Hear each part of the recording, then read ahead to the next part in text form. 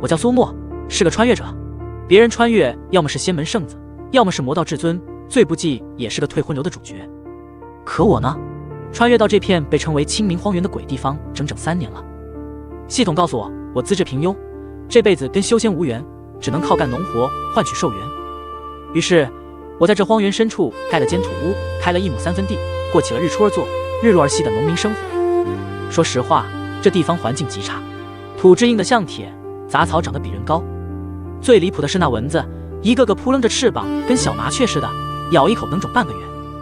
我每天的工作就是锄地、喂鸡、修路。系统偶尔会发点奖励，比如一把生锈的铁锄头，或者一袋据说能强身健体的土鸡蛋。这天下午，我正蹲在院子里，对着那棵半死不活的歪脖子树发愁。这树长得真磕碜，叶子稀稀拉拉的，连个阴凉都遮不住。我嘟囔着，随手抓起旁边的一把破剪刀，对着树枝咔嚓就是一下。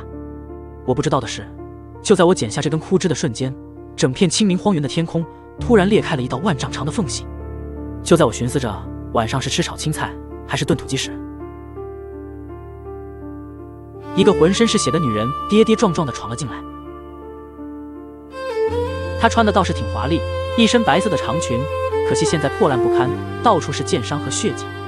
她脸色惨白的像纸，眼神里透着一种绝望到极致的死志。救救我！她倒在我的菜地里，声音细得跟蚊子叫似的。我当时就火了，哎，大姐，你往哪儿倒呢？我赶紧跑过去，心疼地看着被她压扁的2颗白菜。这可是我辛辛苦苦挑了半个月大粪才催熟的，系统说这白菜能补钙。那女人愣住了，她抬起头，用一种极其诡异的眼神看着我。你居然只关心你的白菜？她声音颤抖，仿佛见到了什么不可思议的事情。我翻了个白眼，废话，不关心白菜关心你啊？你谁啊？碰瓷也得找个有钱人家吧？你看我这屋子像是有余粮的样子吗？话虽如此，但我这人心地善良，见他伤得实在太重，连气儿都快续不上了，我只能叹了口气，转身回屋。等着，算我倒霉。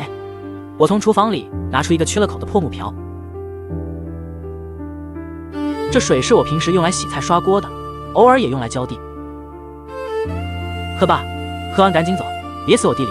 晦气！我把木瓢递到她嘴边。这个女人正是苍穹界9大女帝之一的云溪。当然，这时候的我并不知道她的身份。云溪看着递到面前的木瓢，整个人都僵住了。在她的视线里，那哪里是什么破木瓢？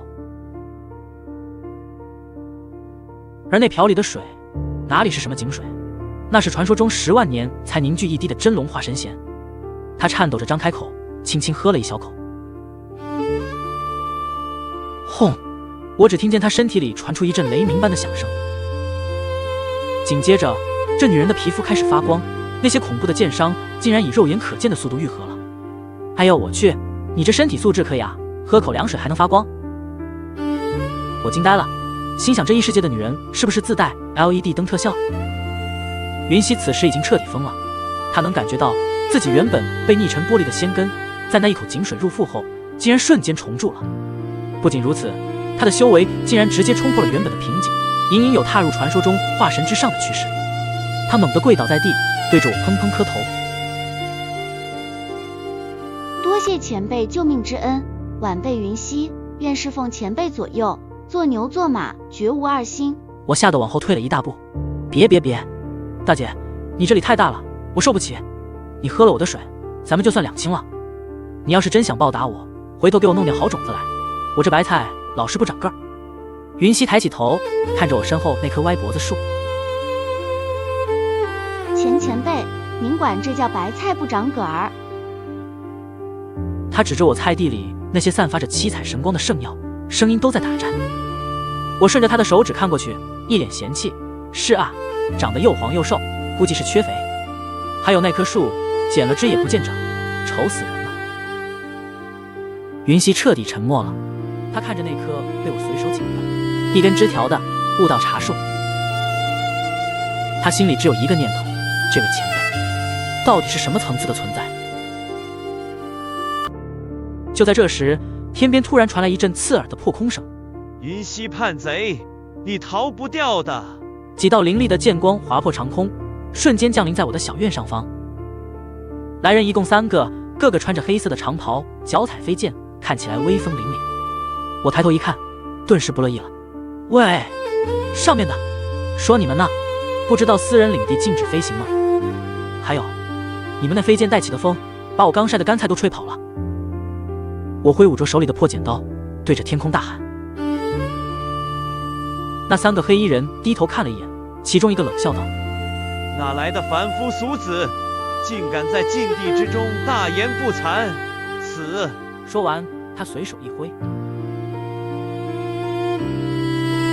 云溪见状，惊叫一声：前辈小心！他正要出手阻拦，却发现我根本没动。我只是觉得那剑气带起的风太大了，吹得我眼睛疼。烦死了，这地方蚊子多就算了，怎么人也这么没礼貌？我顺手抓起旁边的一把捕蝇拍，对着那道剑气随手一挥，就像拍死一只苍蝇一样。那道足以毁灭一座城池的黑色剑气，在我这一拍之下，不仅如此，那股劲风顺着原路返回，直接把天上那3个黑衣人从飞剑上拍了下来。哎呦，我的腰！3个人像折了翅膀的大鸟。我拍了拍手，余怒未消，掉哪儿不好，非得掉鸡圈里。要是把我那只秃头鸡吓得不下蛋了，你们赔得起吗？云溪站在一旁，已经彻底石化了。他亲眼看到那3个有着元婴期修为的魔宗高手，在接触到我那把捕蝇拍散发的余波时，体内的魔功瞬间被净化得干干净净。而更恐怖的事情发生了，鸡圈里那只正在打盹的秃头鸡被吵醒了，它不满地扇了扇翅膀。在那些魔宗高手眼里，那哪里是什么秃头鸡，那分明是一尊浑身烧着南明离火的9天凤凰。烈！一声若有若无的凤鸣响起，那3个魔宗高手连惨叫都没来得及发出，瞬间就被一团金色的火焰烧成了飞灰。我跑过去一看，鸡圈里空空如也，只剩下3团黑色的灰烬。咦，人呢？怎么跑得这么快？我挠了挠头，有些纳闷，现在的年轻人跑路的速度真是一流，连声对不起都不说。我转过头看向还在发呆的云溪，大姐，你这些朋友挺有个性啊。行了，既然他们走了，你也赶紧走吧，我要喂鸡了。云溪猛地回过神来，她看着我，眼神里充满了前所未有的狂热和敬畏。她突然双膝跪地，一个响头磕在泥地上。前辈，求您收我为徒，哪怕只是在您院子里当个扫地的丫头也行。我愣住了，扫地的丫头？我看了看满院子的落叶，再看看这破破烂烂的篱笆。你想留下来干活，不领工资的那种？我试探着问。云溪拼命点头。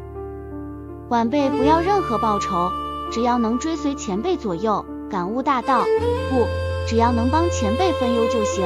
我心里乐开了花，系统这抠门玩意儿从来不给我派帮手，现在有个白送的劳动力，长得还挺漂亮，不要白不要啊。行吧，既然你这么诚心，那你就先留下来吧。那边有个扫帚，先把院子扫了，记住动作轻点，别把我那几颗白菜又给扫折了。我指了指墙角那把用万年铁魂木扎成的扫帚，随口吩咐道。云溪如获至宝地跑过去，捧起扫帚，那表情就像捧着一件绝世神兵。我摇了摇头，心里暗想，这女人漂亮是漂亮，就是脑子真的不太好使。就在这时，系统那机械的声音在我脑海中响起，叮，恭喜宿主招收1名杂役，奖励特制开荒锄头1把，土鸡蛋1筐。任务提示，由于宿主近期表现良好，荒原外围的路不平问题已引起系统关注，请宿主尽快修路。我叹了口气，修路，天天就知道修路，这鬼地方修了路给谁走啊？我没注意到，当我领到那筐土鸡蛋的时候，旁边的云溪手里的扫帚直接掉在了地上。他死死地盯着那筐蛋，声音颤抖得几乎听不见。那是真龙蛋，1、2、3，整整1筐真龙蛋。他眼珠子一翻，差点直接晕过去。我赶紧扶住他，哎，你这体力不行啊，扫个地都能晕，看来得给你补补，晚上给你煮个蛋吃吧。云溪听到这话，终于彻底晕了过去。云溪晕过去的时候，手里还死死拽着那把破扫帚。我看着他那副没见过世面的样子，无奈地摇了摇头。现在的年轻人心理素质太差，不就是一筐土鸡蛋吗？至于激动成这样，我把那筐土鸡蛋拎回厨房，随手扔在灶台边上。系统给的这蛋撬硬的离谱，每次敲开都得费老大劲。我寻思着，晚上干脆弄个白水煮蛋，给这脑子不太好使的云溪补补。趁着云溪还没醒，我打算去后院劈点柴火。这荒原上的木头邪门得很，死沉死沉的，普通的斧头劈上去连个印子都没有。好在系统之前奖励过一把生锈的铁斧头，虽然卖相难看，但胜在够重。我刚走到后院，还没抡起斧头，院门口就传来一阵急促的脚步声。敢问此间可有高人隐居？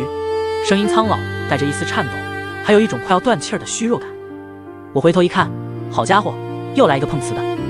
这回是个老头，头发乱得像鸟窝，背上背着一把锈迹斑斑的长剑，身上那件青色道袍破得跟渔网没两样。他站在门口，正盯着我那歪脖子竖发愣，眼珠子瞪得比刚才云溪还圆。没高人，就一农民。我没好气地回了一句：老人家，你要是讨饭的，出门左转，那儿有棵野果树；你要是来碰瓷的，我这除了白菜啥也没有。老头没理我，他死死盯着我手里那把生锈的铁斧头，喉咙里发出咯咯的声音，像是被掐住了脖子的公鸡。这个老头正是名震苍穹界的剑圣孤鸿子，当然在我眼里，他就是一个快要入土的流浪汉。孤鸿子此刻的心情已经不能用震惊来形容了。他为了突破剑道瓶颈，强闯清明禁地，本以为必死无疑，却没想到在这里见到了一尊神。在他眼里，我手里拿的哪里是斧头，那分明是一件缠绕着开天辟地之气的混沌至宝。那斧刃上流转的寒芒，仿佛能轻易劈开诸天万界的阴谋。前辈，孤鸿子声音发颤，直接跪在了篱笆外面。晚辈见到受阻，寿元将近，恳请前辈指点迷津。我一脸懵逼，指点迷津？我一个种地的，指点你啥？指点你怎么挑粪，还是怎么除草？老头，你找错人了吧？我抡起斧头，对着地上一块黑漆漆的木头混沌雷击木就劈了下去。我忙着呢，没空陪你玩角色扮演。你看我这柴火都还没劈完，晚上没火做饭，咱俩都得饿肚子。咔嚓一声脆响，那块硬的能崩碎地阶法宝的木头，在我这一斧头下，乖巧的像块豆腐，瞬间裂成两半。孤鸿子看到这一幕，整个人如遭雷击，当场僵在原地。在他的视线里，我这一斧头劈下去，并没有带起任何烟火气，但那一瞬间，他看到了空间的崩塌，看到了法则的重组，看到了剑道的终点。这一斧返璞归真，毫无花哨，却包含了开天辟地的真意。孤鸿子喃喃自语，眼神逐渐从迷茫变得狂热。原来如此，原来剑道的极致竟然是劈柴。我劈了几块柴，累得满头大汗，这斧头真是越来越钝了。我抱怨着走到旁边的磨刀石、混沌补天石旁，随手蹭了两下，滋啦滋啦，火星四溅。每一颗火星飞出，落在地上都瞬间化作一朵金色的莲花，然后迅速枯萎，演化出一场微型的生死轮回。孤鸿子跪在旁边，看得老泪纵横。磨刀石，那是传说中补天剩下的神石啊！前辈竟然拿它来磨斧头，暴殄天物，这是何等的大气魄！我磨完斧头，回头看那老头还在那儿哭，心想这年头的老年人生活压力确实大。行了行了，别哭了。我心软了，指着地上的木头说：你要是真想学，就帮我劈点柴，劈好了，我管你一顿晚饭。孤鸿子如蒙大赦，连滚带爬地跑过来，多谢前辈赐教，晚辈定当竭尽全力。他颤抖着接过我递过去的铁斧头，入手的那一刻，孤鸿子的脸色变了，他感觉自己拿住的不是斧头，而是一个沉重无比的事件。他深吸一口气，学着我刚才的样子，对着木头劈了下去。当一声巨响，孤鸿子被反震力直接弹飞出去10几米，重重撞在篱笆上。我叹了口气，老头，你这体力不行啊，劈柴得用巧劲，看好了，节奏很重要。我拿回斧头，一边劈一边念叨，左手画个龙，右手画道彩虹，呸，不对，是妖马合一。心随一转，我每劈一下，虚空就颤抖一下。孤鸿子顾不得身上的伤，死死盯着我的动作。他的识海中，一道原本模糊的剑意正在疯狂重组。就在孤鸿子在那儿玩命劈柴的时候，云溪终于醒了。他一走出房门，就看到堂堂剑圣孤鸿子正满头大汗的在那儿对着木头较劲，而我则躺在藤椅上，手里拿着一把破扇子，乾坤造化扇在扇风。剑圣前辈。云溪揉了揉眼睛，以为自己还在做梦。孤鸿子回头一看，也愣住了，云溪女帝，你怎么在这儿？我在这儿当扫地丫头。云溪一脸自豪地扬了扬手里的扫帚。孤红子沉默了3秒，然后更加卖力地劈起柴来。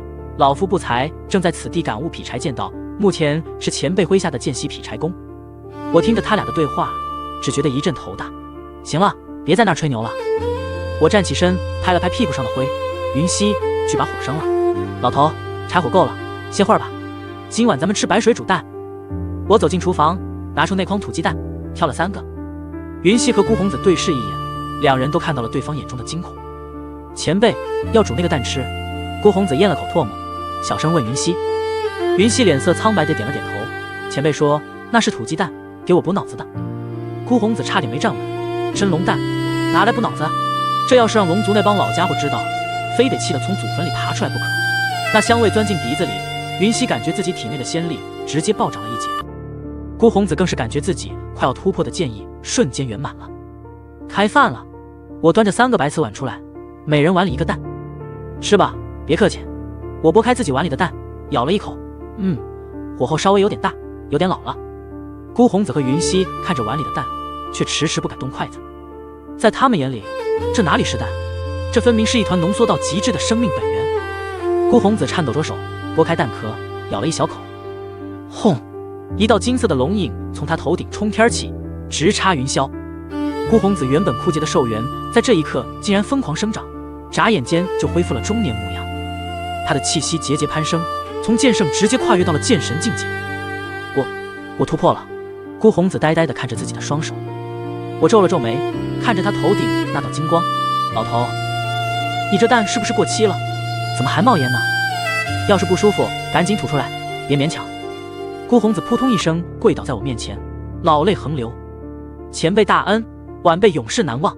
从今往后，晚辈愿为前辈门下一老仆，为您守门护院。我翻了个白眼，怎么又来一个不要工资的？我这真没那么多活给你们干。行了行了，吃完赶紧把碗刷了。我正打算回屋睡觉，突然感觉地面震动了一下，系统那机械的声音再次响起。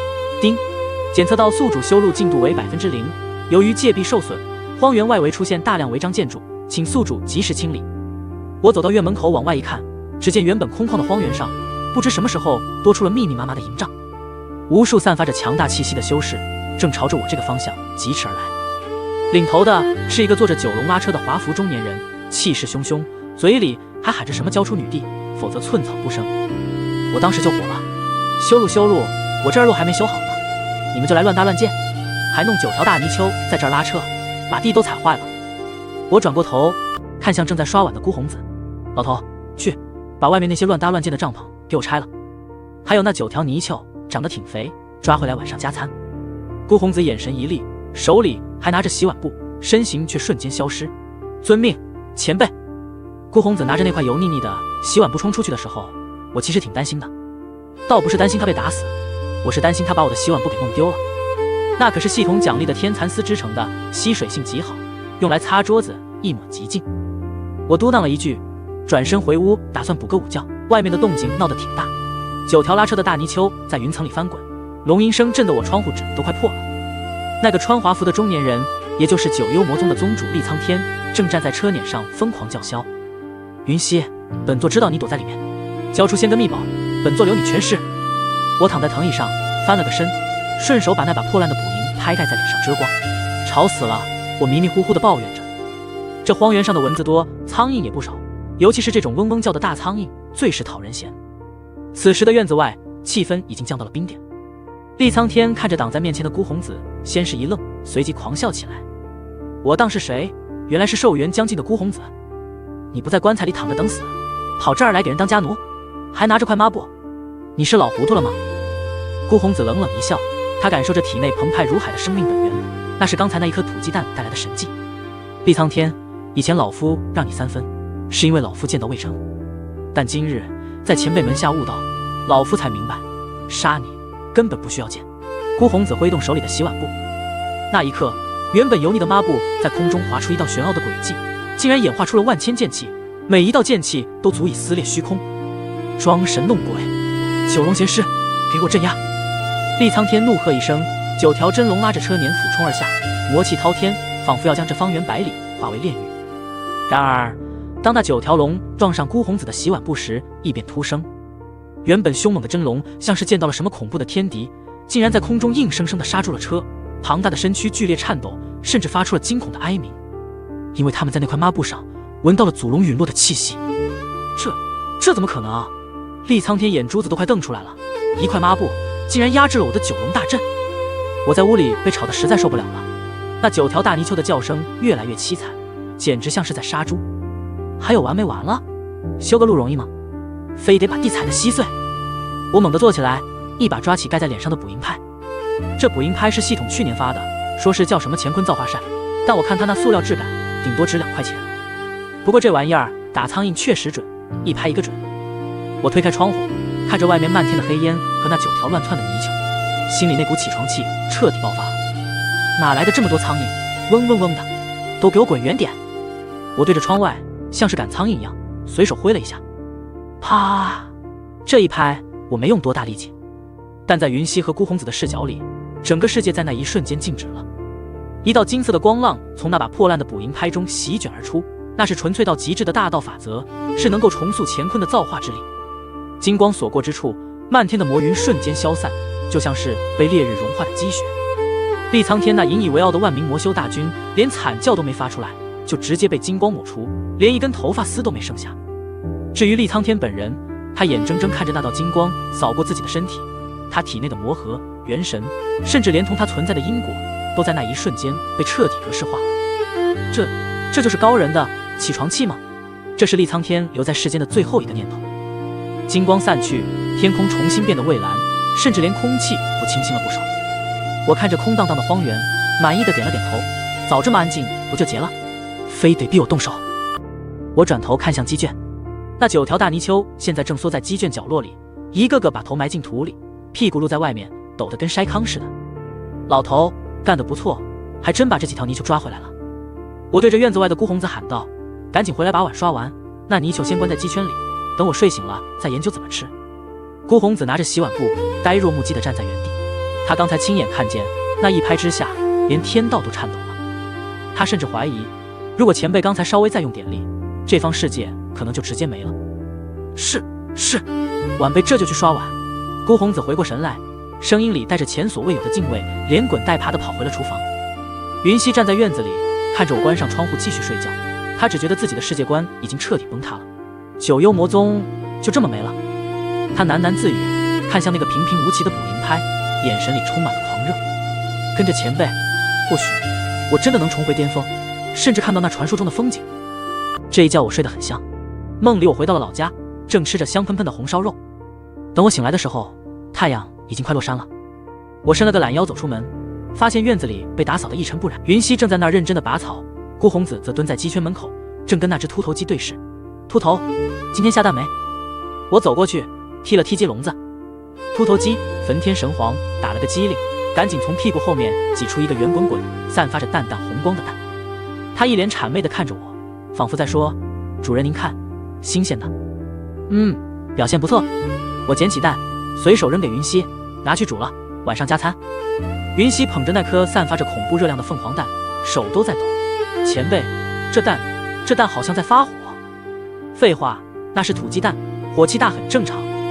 我没当回事，转头看向那9条泥鳅。这9条泥鳅现在老实的过分，缩在角落里一动不动。老头，去抓一条出来宰了。我记得泥鳅钻豆腐挺好吃的，可惜我这儿没豆腐，干脆弄个红烧泥鳅吧。我一边指挥着，一边从系统空间里拿出一把生锈的菜刀。这菜刀一出，原本已经平静下来的天空突然再次阴云密布，雷声滚滚，仿佛上苍在愤怒。我皱了皱眉，这天怎么回事？老是跟我作对，我就想吃个红烧泥鳅，你打什么雷？我举起菜刀对着天空晃了晃，再吵，我把你这天也给劈了做锅盖。轰隆，雷声戛然而止，原本漆黑的云层瞬间散开，甚至还露出了一抹讨好般的晚霞。云溪和孤红子已经麻木了，威胁上天，关键是上天居然还真的怂了。我把那颗散发着微光的土鸡蛋扔给云溪，让她去煮了。这姑娘长得是真好看，就是胆子小了点，连个鸡蛋都怕。前辈，这蛋真的能吃吗？云溪捧着那颗凤凰蛋，感觉自己捧着一团随时会爆炸的火球，声音都在打颤。废话，不能吃我给你干嘛？我没好气地回了一句，然后看向鸡圈里那9条瑟瑟发抖的泥鳅。孤红子这老头虽然刚突破到剑神，但干起活来还是挺麻利的。他正拿着我那把生锈的菜刀，对着其中一条泥鳅比划。那条泥鳅吓得眼泪鼻涕直流，庞大的龙躯在鸡圈里缩成一团，嘴里发出呜呜的哀鸣。前辈，这泥鳅好像有点太大了，一顿吃不完，要不先放着？孤红子小心翼翼地问道。我皱了皱眉，放着干嘛？等他跑了，先宰了，吃不完就腌起来，冬天炖汤喝。我正说着，突然感觉头顶一暗，一股沉重的威压从天而降，压得我那几颗白菜都弯了腰。哎呦，这什么情况？天还没黑呢，怎么就阴天了？我抬头看了一眼，只见天空中出现了一个巨大的黑影，像是一座山压了下来。在云溪和孤红子眼中，这哪里是什么阴天，那是真正的天塌了。一道足有万丈高的虚影顶天立地，周身环绕着亿万星辰，每一颗星辰都散发着足以焚毁一个世界的恐怖能量。那虚影的脸上覆盖着冰冷的金色面具，只露出一双淡漠无情的眼睛，俯瞰着这方世界。下界蝼蚁竟敢逆天而行，屠戮上界使者，炼化真龙血脉。那虚影的声音如同9天神雷，震得整个清明荒原都在颤抖。方圆万里内的生灵，无论修为高低，都在这股威压下瑟瑟发抖，甚至有修为弱小的直接爆体而亡。上界巡界使神将赤霄奉天地之命，今日便要炼化此方禁地，以儆效尤。神将赤霄，云溪和孤红子听到这个名字，脸色瞬间变得惨白。神将赤霄，那是传说中的存在，执掌天罚，巡视诸天万界。他的每一次降临，都意味着一个世界的毁灭。前辈，是神将赤霄。云溪颤抖着抓住我的衣角，声音里充满了绝望。神将赤霄？我掏了掏耳朵，一脸疑惑。什么霄？宵夜店的宵吗？这名字听着就不正经。还有，这人嗓门怎么这么大？吵到我午睡了，现在又吵我吃晚饭。我抬头看了一眼那个巨大的虚影，越看越不顺眼。我说你啊，长得跟个铁塔似的，还挡在我家门口，不知道挡人财路如杀人父母吗？我指着他，不满地抱怨道。神将赤霄显然没料到，在这即将被毁灭的世界里，竟然还有人敢对他如此不敬。他那双淡漠的眼睛透过金色面具锁定了我的身影。凡人，你可知自己在对谁说话？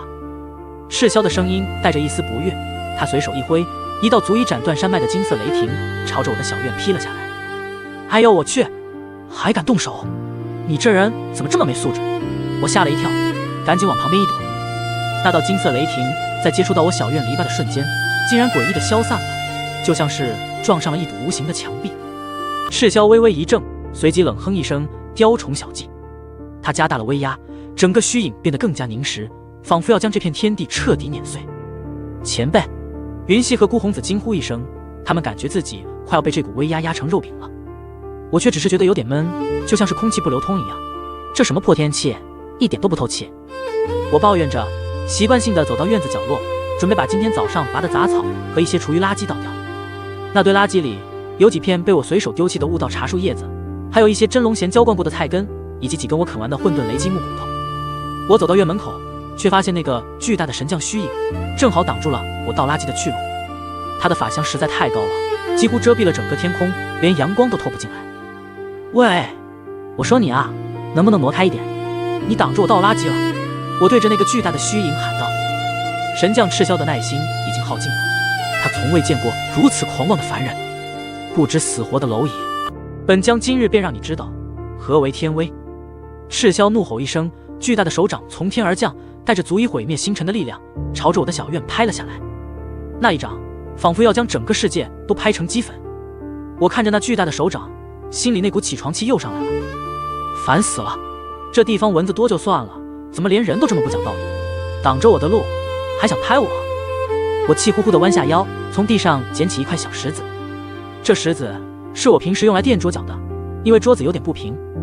它通体漆黑，表面布满了细密的裂纹，看起来平平无奇。你这人真是没素质！我对着那巨大的手掌随手一甩，在神将赤霄的眼中，那哪里是什么小石子，那分明是一颗蕴含着开天辟地之力的混沌星辰核心。它携带着无尽的宇宙法则，以一种超越时间、空间的速度，瞬间击穿了他的手掌。这是什么？赤霄发出一声惊恐的怒吼，紧接着那颗小石子去势不减，直接击穿了他的胸膛。轰隆！巨大的虚影剧烈颤抖，胸口出现了一个巨大的空洞，周围的星辰之力瞬间紊乱，开始崩溃。你到底是谁？赤霄的声音带着前所未有的恐惧和绝望，他用尽最后一丝力气，嘶吼着问道。我看着他那巨大的虚影开始崩塌，天空重新变得明亮起来，心里那股气也消散了不少。神将赤霄的虚影彻底崩溃，化作漫天光点消散。他到死都没想到，自己堂堂上界神将，竟然会死在一个凡人的起床气和倒垃圾的抱怨之下。神将赤霄的陨落引发了连锁反应，原本跟在他身后密密麻麻的仙兵天将，此刻全都吓傻了。他们亲眼目睹了神将大人被一个凡人随手一击就彻底灰飞烟灭。快跑啊！是那位大人，禁地里竟然住着如此恐怖的存在，天帝大人要完了，我们快逃！无数仙兵天将如同受惊的鸟群四散奔逃，他们来时浩浩荡荡，去时却狼狈不堪，甚至连法宝都顾不上捡。我看着他们跑得比兔子还快，心里又是一阵不爽。跑什么跑，把我这路都踩脏了，还有那9条泥鳅，你们也别想跑！我对着那些仙兵天将大喊，然后又转头看向孤红子。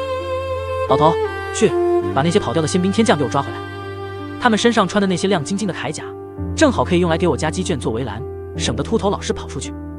孤红子闻言身体一震，他看着漫天逃窜的仙兵天将，再看看我手里那块垫桌角的石子，心里只剩下无尽的敬畏。遵命，前辈！他再次拿起那块洗碗布，身形一闪，追着那些仙兵天将而去。云溪此刻已经彻底呆滞了，他看着我，眼神里充满了狂热的崇拜。前辈，您到底是什么样的存在？他颤抖着问道。我拍了拍手，把手上的灰尘拍掉。我就是个普通的农夫啊。我一脸无辜地看着他。你看，我这院子里的路都被他们弄得不平了，我得赶紧修修。我指了指地上那个被神将虚影压出来的大坑，心里盘算着怎么把它填平。系统，我这路不平的问题是不是该解决了？我在心里问道。叮，检测到宿主主动清理违章建筑，并成功修复界壁损伤，奖励万界土特产大礼包1份，以及路不平任务升级为诸天路平任务。任务提示：由于宿主近期表现过于突出，已引起诸天万界至尊的关注，为避免不必要的麻烦，请宿主尽快出山采购种子，并顺便平定诸天万界。我看着系统提示，心里一阵无语。什么叫不必要的麻烦？我就是想安安静静种个地，怎么就这么难？我叹了口气，看着院子里那几颗长得歪歪扭扭的白菜，心里充满了忧愁。看来这外面的世界是真的太乱了。我收拾了一下行囊，其实也没啥好收拾的，就一个破布口袋，里面装了几颗土鸡蛋，打算去城里换点大米和种子。临走前，我看了看院子，云溪正拿着那把万年铁魂木扫帚，勤勤恳恳地扫着落叶。顾红子这老头更离谱，他把那些仙兵天将的铠甲全给拆了，正叮叮当当地给我的鸡圈焊围栏。前辈，您真的要亲自出山？云溪停下动作，眼神里满是担忧。外面的世界很乱。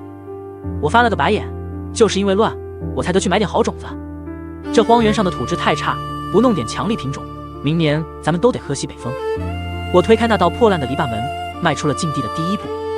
我发誓，我真的只是想正常走路，但不知道为什么，这荒原上的路好像特别喜欢我。我每走一步，脚下原本干裂的黄土地就突然咕嘟咕嘟冒出清泉，那些枯死了几百年的老树根像见了亲爹一样疯狂抽枝发芽，眨眼间就开满了花。这鬼天气，春天来得这么快。我嘟囔了一句，没理会身后已经跪成2排的云溪和孤红子。我走得很快，因为系统说最近的城池叫天元城，离这儿得有几百里地，但我总觉得这路越走越短。我才走了不到半个时辰，抬头一看，一座宏伟的不像话的巨型城池就出现在地平线上。城墙高耸入云，上面流转着各种符文光芒，看起来挺唬人。城门口排着长龙，全是骑着各种异兽，穿着华丽长袍的修士。我拎着布口袋，老老实实的排在队伍最后面。喂，那个乡巴佬，离我远点！你身上的土味儿熏到我的独角贴马了。前面一个穿着金丝长袍的公子哥一脸嫌弃的回头瞪了我一眼，他身下那匹长着翅膀的马也傲慢的打了个喷嚏，喷了我一脸灰。我抹了把脸，脾气也上来了。我说，这位小哥，排队就排队，你这马不讲卫生，随地吐痰，你也不管管，那公子哥冷笑一声，管，本少爷乃是天元城副城主之子，我的马土口谈都是灵气，你这种一辈子没见过灵石的土包子，懂个屁！周围的修士纷纷哄笑起来，眼神里全是嘲弄。我叹了口气，从布口袋里掏出一颗土鸡蛋，打算擦擦上面的灰。行，你牛逼，我这儿没灵石，我就这几个蛋，换点路费总行吧？就在我拿出那颗蛋的一瞬间，原本喧闹的城门口突然陷入了死一般的寂静。那匹傲慢的独角天马扑通一声直接跪在了地上，四肢抽搐，口吐白沫，那是被血脉等级彻底压制的恐惧。而那个公子哥更是直接从马背上栽了下来，眼珠子死死盯着我手里那颗散发着淡淡红光，隐约有凤鸣声传出的蛋。这是9天凤凰蛋。人群中，一个白发苍苍的老者发出一声凄厉的尖叫，那声音比太监还尖。我愣住了，凤凰蛋，老头你老花眼了吧？这是我家秃头下的土鸡蛋，肉柴点，蛋补钙。我没理会这群发疯的人，径直走到城门卫兵面前。大哥，这蛋能抵入城费吗？要是嫌少，我这儿还有俩。那卫兵咔嚓一声，手里的长矛都掉地上了，整个人抖得跟筛糠似的，直接跪倒在地，一个劲儿的磕头。大人饶命！小人有眼无珠，大人请进。不，请上座。我一脸莫名其妙，进城就进城，上什么座？你们这儿的人礼数真多。我拎着口袋走进城，发现整条大街的人都停下了动作。那些平日里高高在上的宗门大佬，闭关100年的老怪物，此刻全都像闻到了腥味的猫，一个个从酒楼密室里窜了出来，动作快得拉出了残影。这位道友，请留步。一个穿着八卦袍的中年人满头大汗的拦在我面前，看那架势，恨不得直接给我跪下。我是万宝阁的阁主，您手里这蛋卖吗？只要您开口，我这万宝阁里的东西您随便挑。我皱了皱眉，我就想换点大米和种子，你这儿有吗？